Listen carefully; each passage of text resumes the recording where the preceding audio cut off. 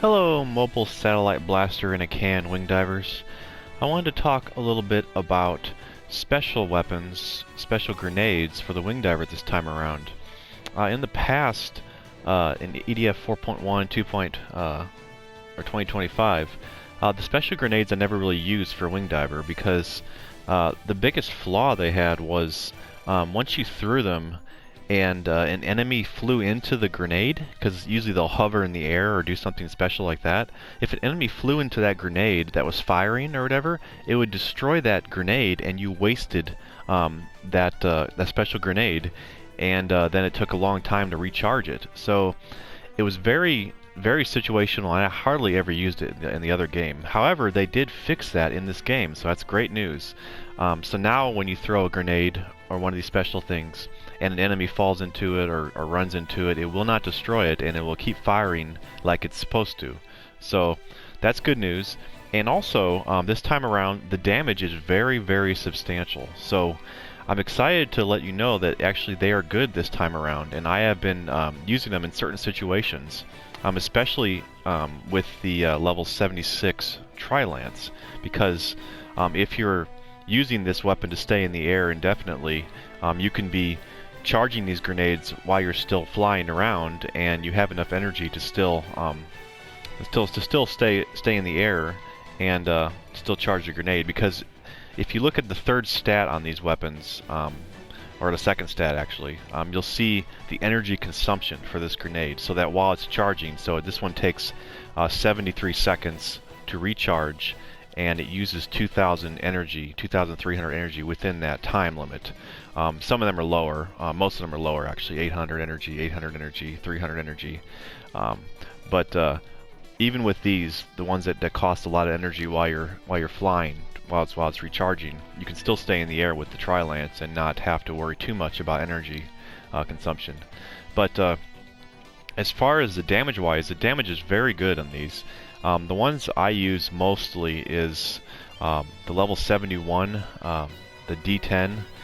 This thing does, I think maxed out is close to 1,000 damage, or 1,000 shots rather, and so it does 60 times 10, so there's 10 beams, so that's 600 times 1,000, so it does over 600,000 damage, just these beams. It's like a satellite blaster, so it can be very useful in certain situations. And there's other ones that do like a homing.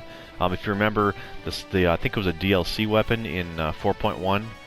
It just shot in the air. It was only level 2, but it shot in the air and it homed to the targets. Well, now they have high-level versions of that now, which is great. So, for example, this one, I mean, it's not as good damage. It does 60,000 damage, but still, it can be used in certain situations for, you know, drones or wasps. And the Thunder Orb did make it back, which is this one right here, which isn't the greatest, but it can be useful underground, maybe in certain situations, or just for fun. Actually, I don't know if it's as useful as the others. But there's some other cool things which I'm going to show off here. But first let me show the D10, which is, I think, probably one of the most useful ones. And then I'll take this, this Tri-Lance here. And then I have, for my core, level 88, which I think maxed out is close to 1,700 energy. And it's pretty good. It's pretty good all around. So let me go ahead and use this mission here on Inferno. But I've been finding that this is pretty useful in certain situations, such as if you want to take out big anchors, it can be very useful. So, for example, this mission has a lot of anchors, so what I'm going to do is I'm going to get up in the air here, and I'm going to just throw the grenade above this anchor, and let it kill the anchor, and then I can get away. Alright, you just get on top here and then just do a quick throw. You don't want to charge it up very long, and you can see it's just like a satellite blaster, but there's 10 of those beams, and like I said, it's close to, or over 600,000 damage when it's fully leveled up. But just like that, you can actually use this as like a satellite blaster while you're fighting, you know, moving around, fighting around with your other weapon, the Lance. I mean, you don't have to use the Tri-Lance to stay in the air with this weapon, but it is usable with it. And let me restart and show what it looks like if you just throw it. So the longer you hold it down, the more it's going to spread out. So I've also used this weapon, this particular one, for whether it be flying frogs or drones. Like if you're in between buildings and you're just surviving, in that you can throw them in the air and they'll shoot down like that in a wide spread. So you could use that as the flying frogs fly into that, they'll get damaged, or drones can be useful because it's just such a lot of damage and it's a relatively quick recharge. I think this one's a minute long, so I found this one very useful. They do bounce off walls, as you could kind of see here in a little bit as I was doing it. So you have to be careful when you're trying to throw them above anchors because they will bounce. So you kind of want to, like I said, just either land on top of the anchor or just stop. Make sure you're stopped above the anchor, and then just do a quick tap of the throw so that it'll just throw right where your feet are at, like that, so that it won't spread out and it'll just be like a satellite blaster. But there's that one, which I've been enjoying. Oops, I hit the restart instead of. And then the other one I found that's pretty useful is also the Hhoming one, which this one is right here. This is the best Hhoming one. It does, like I said, 60,000 damage, 90-second recharge, and it's very low consumption, 800 energy consumption in the background over that 90 seconds. And it has a 250-meter range. So let me show that one really quick here. And this one could be useful for, like I said, for wasps or certain flying enemies, or even like I've even found it could be useful for frogs. If you're trying to fight some colonists and you want to just throw it, just throw it above them or near them, and it'll home in on the enemy and it'll just kind of stun them. But pretty cool weapon. I've always liked these weapons. Or in the past game, I always liked the level 2 weapon, but unfortunately it was just one of them, and it was level 2, so it's not as useful for groups of enemies, of course, because, like I said, it's not as great damage, but it's pretty fun, and it can be useful in certain situations. There's another one that's kind of cool, which can also be used to take out towers, or it can be used to take out enemies, and that would be this one here, which is, this is the Thunder Orb one. It's this one right here. It's pretty low energy, 800 energy consumption over 60 seconds, and not bad. And it does quite a bit of damage, close to 360,000 damage.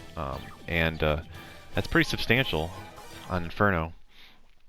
So let me show this one here really quick. This one kind of has splash damage, which is cool as well. And of course you can still use this to take out the towers if you throw it right above the towers, but it's probably more, I mean, it's not bad. I mean, it can be used to kill the towers, and then it can be used to kill the enemies after that. But you just throw this above it. I probably should throw it a little bit closer, because it can hit a lot. If you throw it closer, it'll hit the tower more, of course. But then once it kills the tower, then it'll kill some of the enemies. But pretty cool looking weapon as well, and it can be useful as taking out. As you can see, it still takes out the tower, but it can be used to clean up the enemies afterwards because it spreads out a little bit more than the satellite blaster one.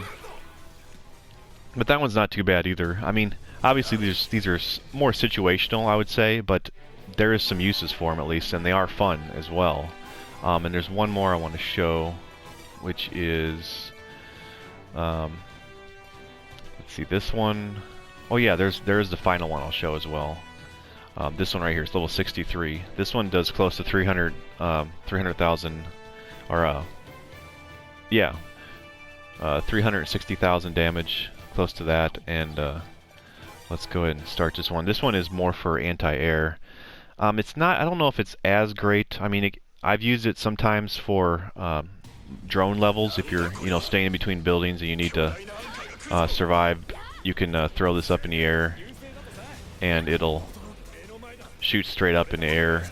It's kind of more widespread, so I don't know how good this one is. It's a lot of damage, but it'd be more for more for like missions where the enemies are very there's an awful lot of them, so that'll definitely hit the group of enemies like the wasp or drones, but maybe not as useful. It's too bad it doesn't shoot more in one like a tighter cone. It's a little bit too wide, but still pretty cool. Maybe it could be useful in certain situations, but that one doesn't last very long at all, but it does recharge pretty fast. As you can see, it's almost already charged.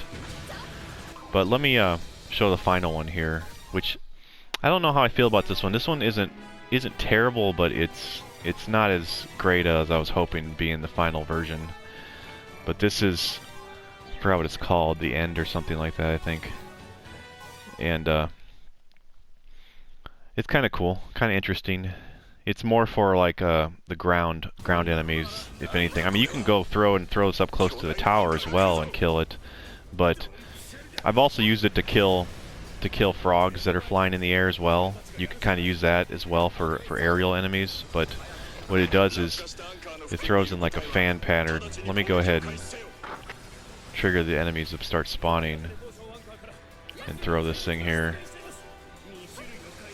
It's like a forward shooting beam. It's not the greatest of range, but it could maybe be useful.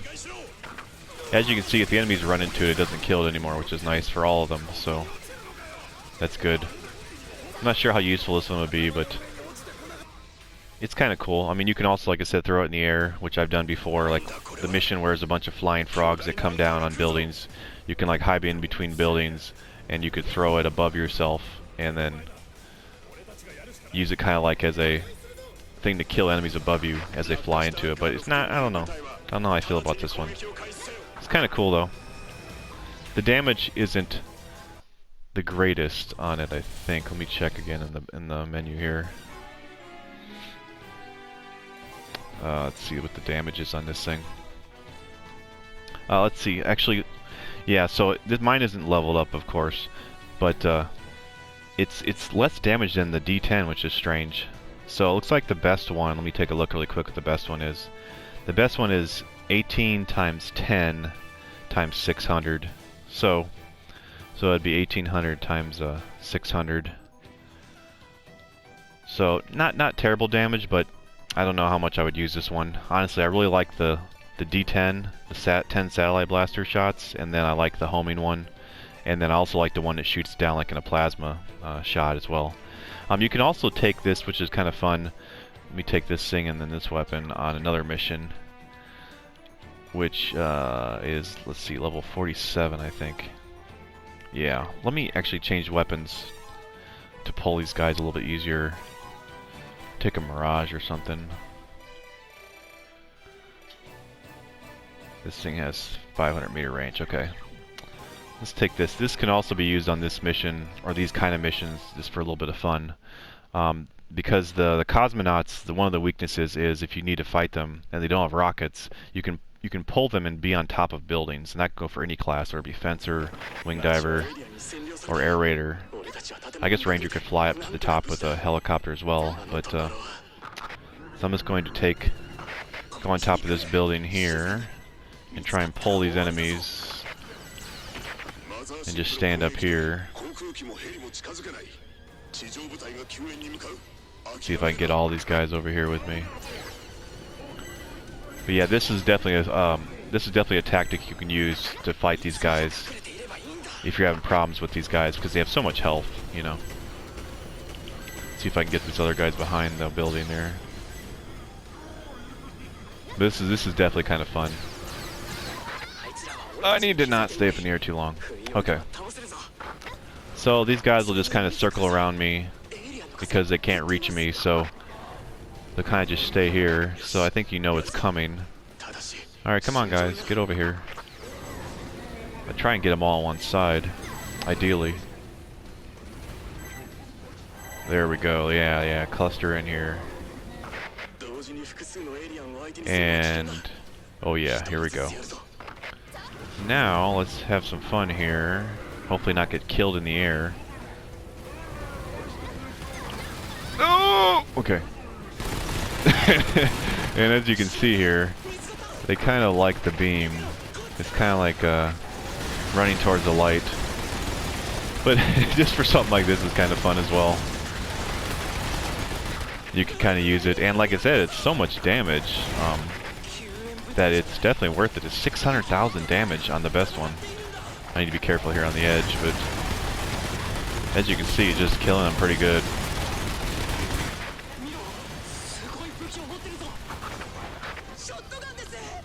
If only I could see a little better over here. There we go. Camera's kind of weird in this game still. But yeah, just another use like that, just for fun. I think it would be more than anything. Also, did you know that the reflections in the glass are not accurate? As you can see, it's showing that chemical plant, water plant in the reflection, but they're not around here. They've like pre-made reflections or something. You can also kind of just throw it over the edge, you know. You don't have to jump over the edge to do it, but yeah. But anyway, yeah, I just figured I'd share with you guys the special weapons. I think they're pretty cool. I think they're kind of useful now, and I've been enjoying them quite a bit. So, I mean, obviously not for every situation, but you know, at least they're usable now, and that's good to know. So, let me go back here now to the, and I think I covered all of them here. Got the satellite blaster one. We got the forward shooting fan. We got the plasma thing that shoots downward, and the plasma that shoots upward, which is this one. And yeah, I think that's there. And there's also lower level versions of like the satellite blaster one. Here's another 10 one, 10 way that's a little bit weaker, but still pretty substantial damage. So the only one I think I would probably not use too much is the Thunder Orb, but we could try this really quick underground. Let's go ahead and do that if I have an underground mission unlocked. I went through some of the single player to unlock some of these missions so I can use them, but unfortunately I don't have all of them unlocked yet. But yeah, you can use this thing underground. This isn't the best underground mission. Let me go ahead and change it to a different one that's more tighter caverns, because I think the tighter the cavern, the better it'd be for this particular weapon. This one is wide open. I think this one is, yeah, this one's a tighter one, I think. But the Thunder Orb has always been like a troll weapon underground, where you just throw it and it hits everybody, including your party, and then everyone's upset with you, and then... Yeah, this one... You have to be kind of like in a tighter cavern, unfortunately. I'm gonna go down here and just bypass these guys and see what happens here. But it just seems like it misses a lot of enemies. I just don't know how I feel about this weapon, honestly. I mean, yeah, it'll stun some enemies, but I don't know. It doesn't seem very strong, and it doesn't seem like it's very, very good at killing enemies, but it can be fun. I mean, I'm not getting hit as much as I should be, it seems like, which is good. I wonder if maybe you don't get hit with this thing anymore. Doesn't seem like I'm getting hit with it, so maybe they changed it to where you don't get hit underground with this thing. Let me try that one more time. I thought for sure that would hurt you. I thought I already tried that, and it just throw it right here and stand in it. Yeah, it still hurts you a little bit, but it definitely doesn't seem like it hits you as much, which is interesting. But yeah, this is more like a light show and kind of fun, but not the greatest. But anyway, that's all I have for you today. I'm probably going to cover more weapon categories, and just wanted to share it with you guys, and I'm excited that they are making improvements. It seems like they're listening to the past games, and they're making improvements in a lot of areas, so that's cool. So once again, thanks for watching, and I hope to see you in the next video.